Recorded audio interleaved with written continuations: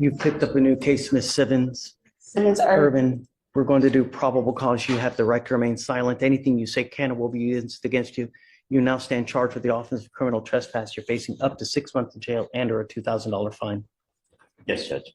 The officer was dispatched to a club in Harris County, Texas in response to a disturbance. The complainant, an employee of the club, told officers that she had asked the defendant to leave and the defendant refused. The defendant had been trespassed by another officer the day prior, and the complainant stated the defendant continues to return to the location. During the incident, when the complainant told the defendant to leave, the defendant stated, "Leave me alone or I will hit you in the head." The defendant told officers that everyone at the location was trespassing and that she should have been given a pink paper in order to be trespassed. Okay, ma'am, I'm going to find that there's probable cause to go forward with the case. You've picked up a new case. Was not pick up a new case, and now you've done it. So what happens now? Corey? Judge, I'm going to ask for you to allow her to remain on bond. The state hasn't filed, if that's what you're getting at. The state hasn't, the state hasn't filed a motion to revoke bond. I'm not prepared for it. If they have, ask for time for a hearing to be set, so we can, have a hearing based on evidence. She hasn't violated the bond conditions, from the previous case as far as they relate to going to the housing authority. She has, though. One of the conditions is behave yourself, give no facts or rise to probable cause that you violate any new laws. She's now picked up a new case. Right. What I'm saying is related to your very specific orders about her not to go back to the address where her apartment was or the Houston Housing Authority address.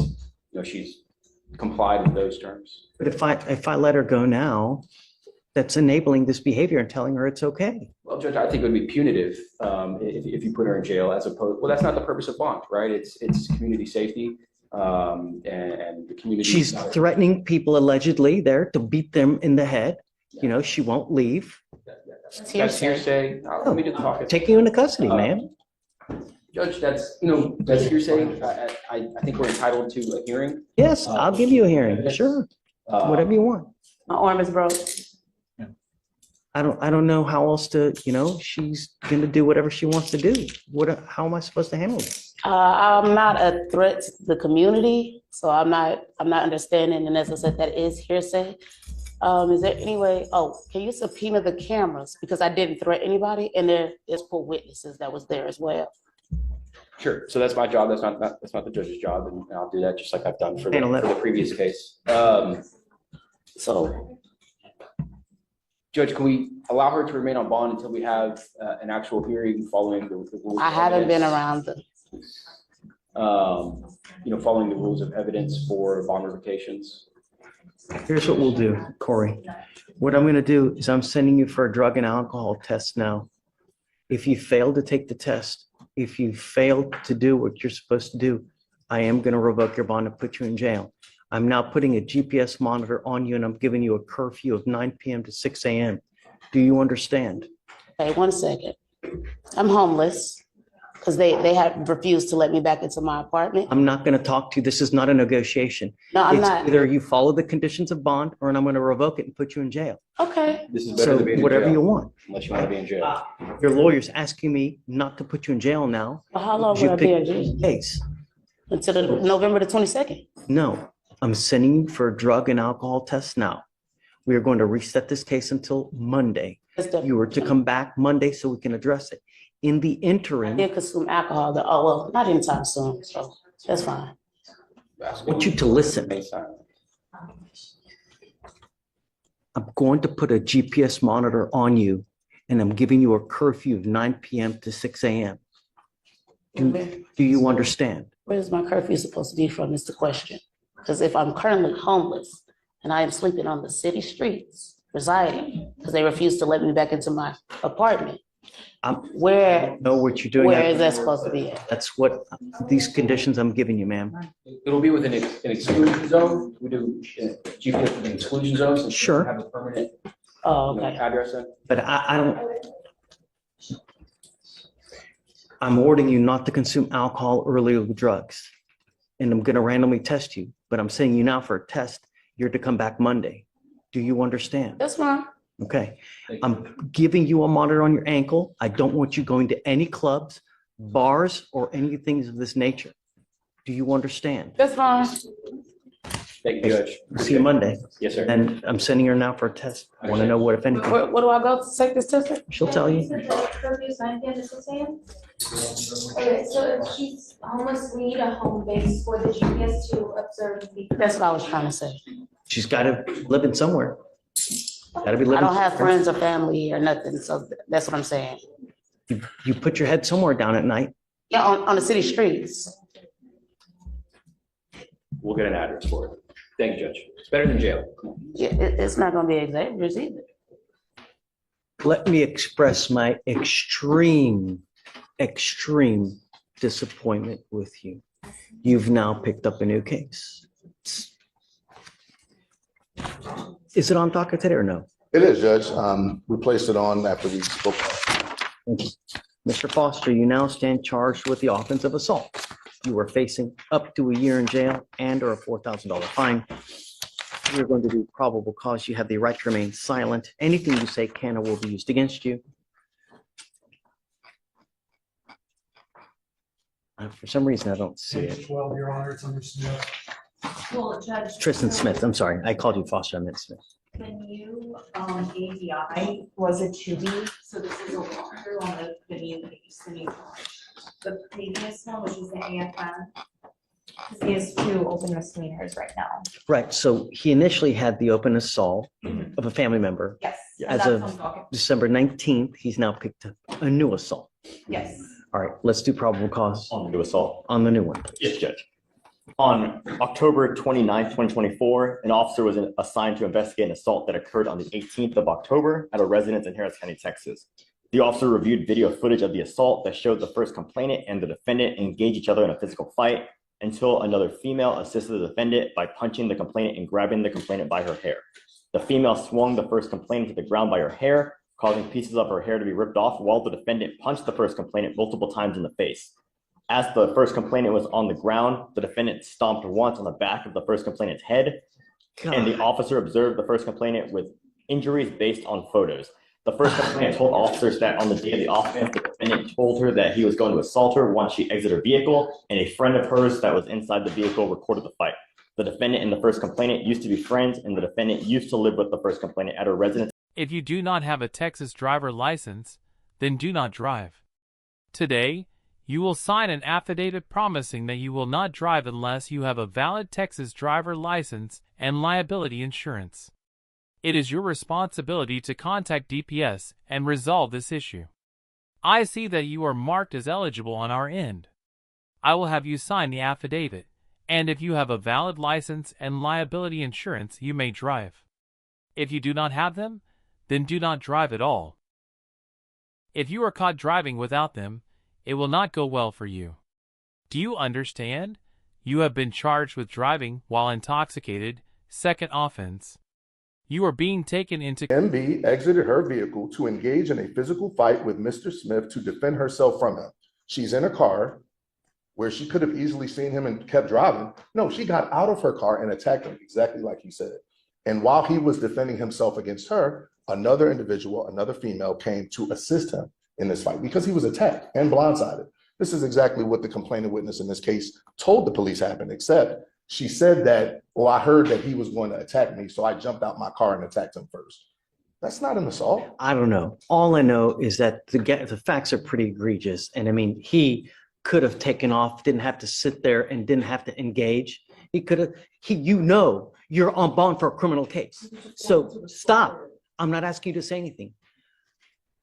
You, in the correct mindset, I have an open assault. It's probably a pretty good idea for me to go away and not do anything here.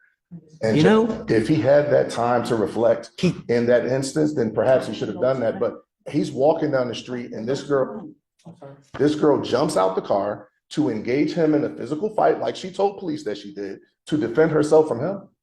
He doesn't have time to sit and reflect, oh, I got a case and all. He could have run away. He could have gone. He could do something else. I don't know. Being attacked, Judge, I mean, you got to do something. Look, I get that there's always two sides to the story. But I mean, I'm going to find there's probable cause now. I understand. If you develop something later, if you see something on video, if you show something that she's the initial aggressor, come back and we can talk. She said it. She told the officer. I don't know that for sure. I mean, it just, Let's say in self-defense. Yeah, we have in self-defense, and then we have furthermore that once the female was assisting the defendant, that the defendant continued to assault the complainant, even stomping the complainant on the head. You Even gotta after stop she her was if she's down. attacking him. Well, Judge, she was down on the ground. The Yes, complainant was Judge. down on the ground and the defendant stomped on her face. I'm finding that there's probable cause. You picked up a new case. And we'll deal with that, Judge. But the biggest issue, of course, is the fact that he did pick up a new case, albeit he didn't ask for it. I mean, he's walking down the street. And his situation being one that's extraordinary, one that I haven't seen much this year, dealing with indigent defendants, being of his age, which is a high school student, as we've talked about before, pending graduation with an acceptance to a great school. This is a very tenuous time for him. You've already ordered him to be drug tested before and all of that. So we're working through those things. The last thing that, and I know we have to consider the complainant witness in the community and all of that. I understand that. But I'm advocating for Mr. Smith. I get it. Mr. Smith has a final on Monday that he must take. If he does not take this final, and he's again in high school, then he may not graduate. If he doesn't graduate, then we can kiss Baylor goodbye. It's not likely to happen for him in light of all of the challenges that he's dealing with. He doesn't have his mother to help him. His grandmother, we know she's a complainant witness. He can't even go around the house. He doesn't have any help right now. He's living with a friend and walked here from Atascocita this morning, which took him 9 hours.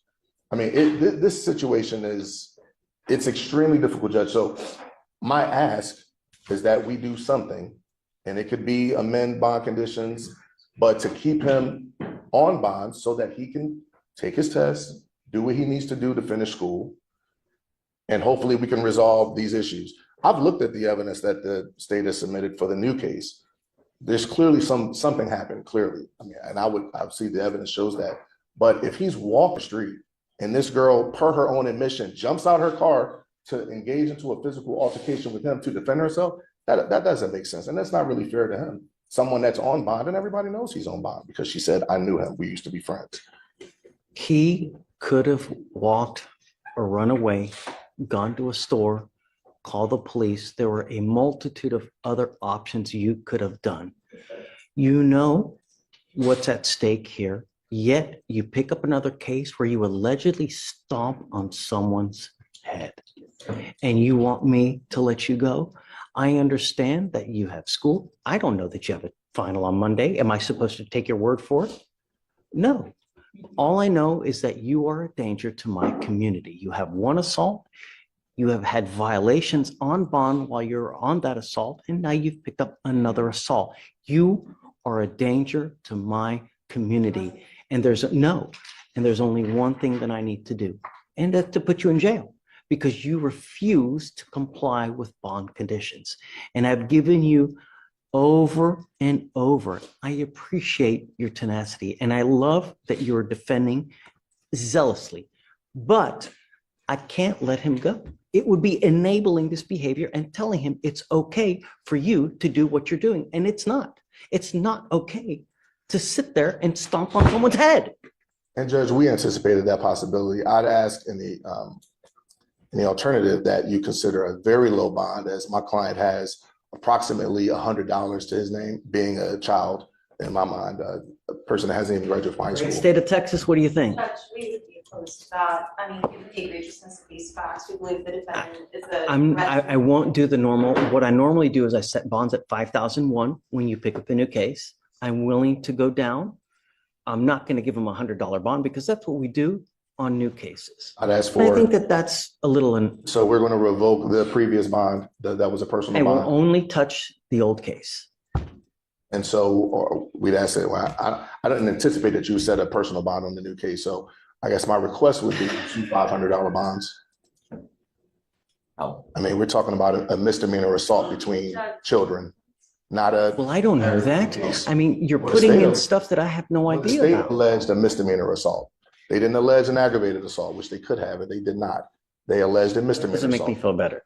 Well, I mean, the state says, alleges that there's all this injury. We can see what the injuries were. You see the complainant witness in a picture. She's smiling. Did you go to and she's the talking hospital? To the police. No, she didn't go to the hospital, Judge. I don't know. I've read everything. She hasn't gone to the hospital. She has a swollen eye. is what she has. Judge, I don't believe, I mean, her hair was also ripped out, Judge, based on what we see in the four corners of the dims. We haven't done. I don't know. I mean, there's a lot of people who wear different types of hair. Sure. So, But just going off the dims, we have her hair being ripped out and being stomped. So, And to your question, not hospitalized, Judge. so here's what I'll do. Judge, just if I may add, Custody, because it appears you are currently on felony probation for a retaliation case. A warrant has been issued in that case, and the bond is set at 0. A probable cause hearing will be conducted today. Regardless of the outcome, you will be provided with a lawyer today. At this time, the court will determine probable cause on your second DWI. You are facing up to 1 year in jail and or a fine of up to $4,000. The officer initiated a traffic stop in Harris County, Texas, after observing the defendant fail to yield the right-of-way at an intersection and operate a vehicle with an expired registration. On the new case, what do you think? Should we give him a PR bond? Judge, no, Judge. we'd be opposed based on the nature of the allegations where he stomped on someone's head, pulled her hair, and in addition to that being picked up just a month after the previous AFM. And charged with a misdemeanor. I mean, if the state felt so vigorously about this case, then they would have filed it in district court. I mean, this is a misdemeanor assault between. I think there's no way this would have been gone upstairs, you know. I agree. And which is why I think a personal bond could be adequate in light of the fact that he would be given a surety bond on his previous case. He doesn't have much of anything. If anything, that keeps him in jail until we get to trial, because that would be a case that we would set. All right, Mr. Brooker, I'll set the new one. I'll set it at $500. Thank you, Judge.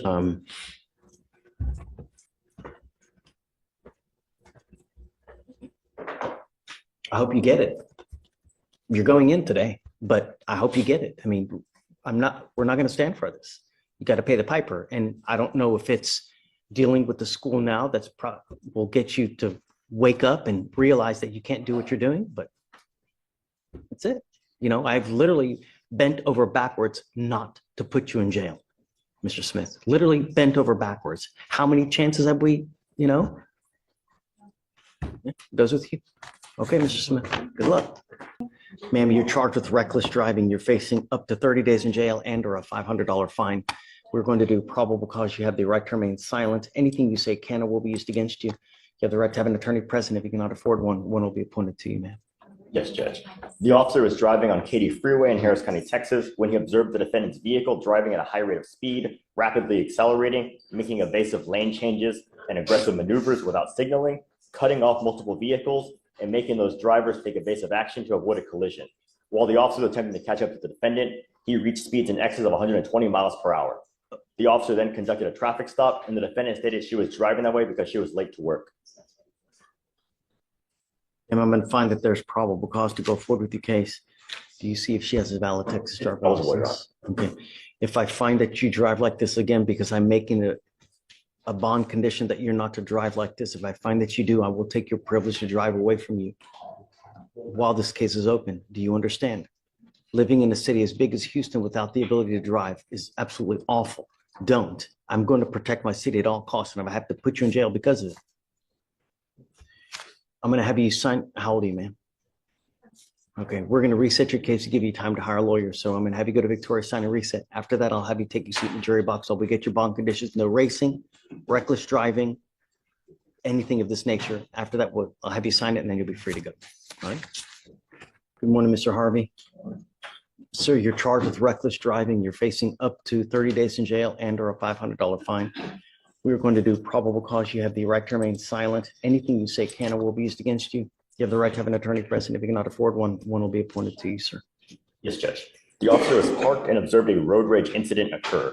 The officer observed the defendant's vehicle laying on his horn and speeding up to cut off another vehicle. The officer observed the defendant slamming on his brakes, and the driver of the other vehicle then attempted to drive around the defendant when the defendant cut her off again and slammed on his brakes, nearly causing her to drive into a ditch and nearly causing an accident with other vehicles. The officer then initiated a traffic stop and pulled into a nearby parking lot. Mr. Harvey, I'm going to find that there's probable cause to go forward with your case. Patience. patience when driving. And I'm going to have you sign a document promising me that you're going to exercise this patience and not drive in this manner again. And if I find that you do, I'm going to put you in jail. Do you understand? How many times do we have people on the road that sit there and get shot because of the incidents like, don't drive recklessly.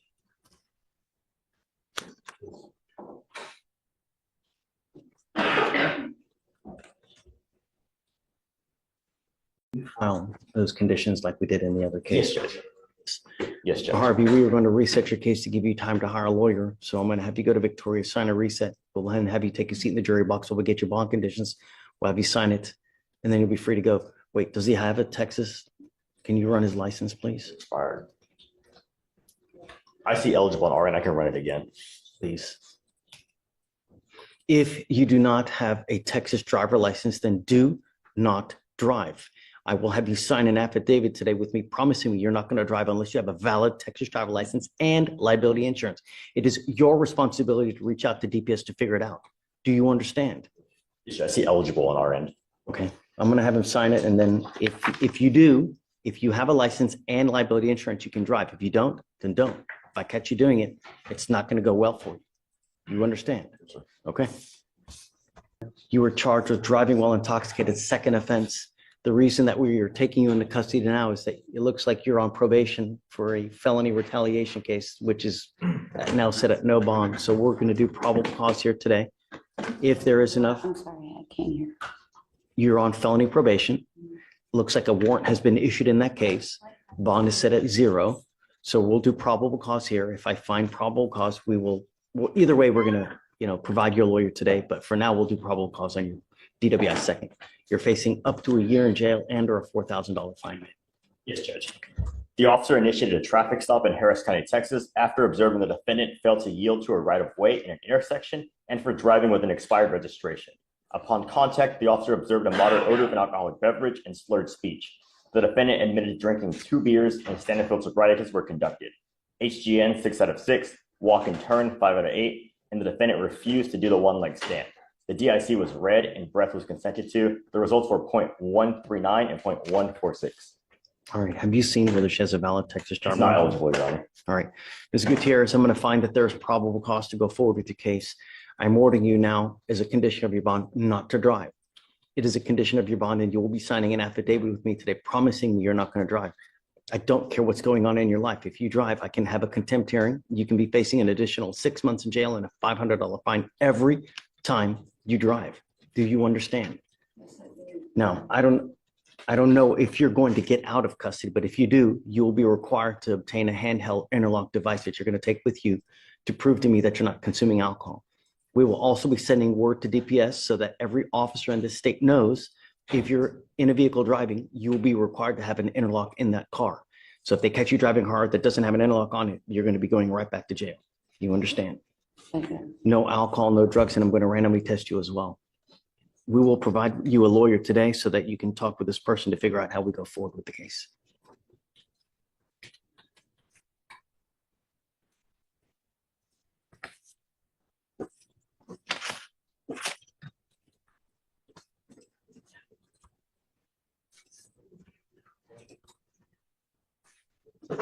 All right, come on, we'll have you sign this and then we'll have you sign your conditions.